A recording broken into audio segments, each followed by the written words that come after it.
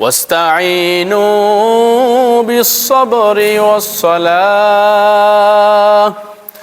ইন্নাল্লাহা মা'আস-সাবিরিন।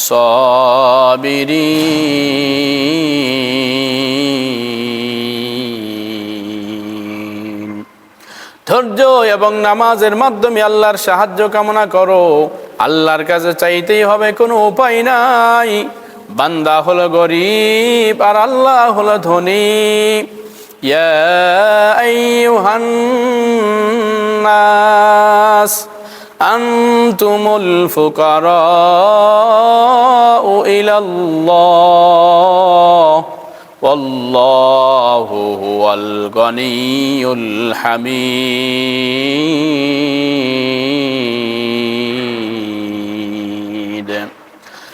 गर तवक्कुल मी कुनी हर सुबह शाम मेरे सानद रिज़्क़े तो अज़ला मुकाम जुज़्ब हक ची ज़े मुखाज़ा इन सोजा फज़ले उ आमस्ते दर जुमला जहा।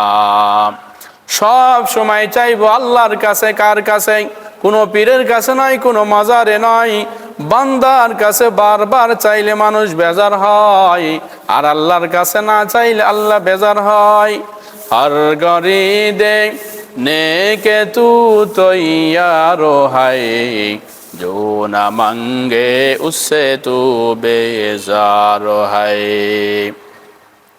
ও ইমানদার আল্লাহর গোলাম, আল্লাহর কাছে বেশি বেশি চাও, আল্লাহ খুশি হবে। চাওয়ার মাধ্যম হলো দুইটি, ধৈর্য এবং নামাজ। এই দুইটির কোনোটি আমাদের মধ্যে নাই। ধৈর্যও নাই, নামাজও নাই। সারাদিন ওই রিজিকের তালাশে আমরা নামাজ ছেড়ে দেই। মন চাইলে নামাজ পড়ে, মন না চাইলে নামাজ পড়ি না। আবার অনেকে আছে শুধু জুমার নামাজ পড়ে, 5 ওয়াক্ত নামাজের কোনো খবর নাই। ওই ইমানদার আল্লাহর গোলাম, নামাজ ছাড়া কবরে গেলে কবর তোমার জন্য সুখের জায়গা হবে না।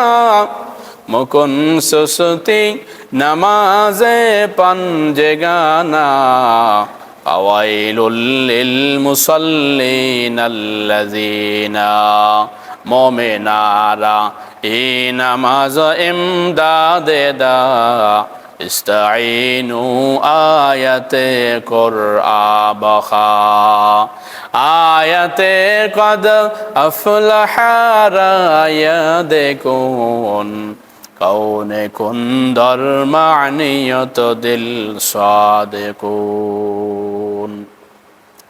ও ইমানদার আল্লাহর গোলাম, দিনে 5 বার আল্লাহ তার সাথে দিদার বা সাক্ষাতের সুযোগ করে দিয়েছেন। নামাজের পরে 2 হাত তুলে আল্লাহর কাছে নিজের প্রয়োজনগুলো পূরণ করে নাও। সাহাবায়ে কেরামের কোনো প্রয়োজন দেখা দিলে তারা নামাজ পড়ে আল্লাহ তাআলার কাছে প্রয়োজনগুলো পেশ করতেন। আল্লাহ তাআলার কাছে প্রয়োজন পেশ করে আল্লাহ পাকের কাছ থেকে প্রয়োজনগুলো পূরণ করে নিতেন।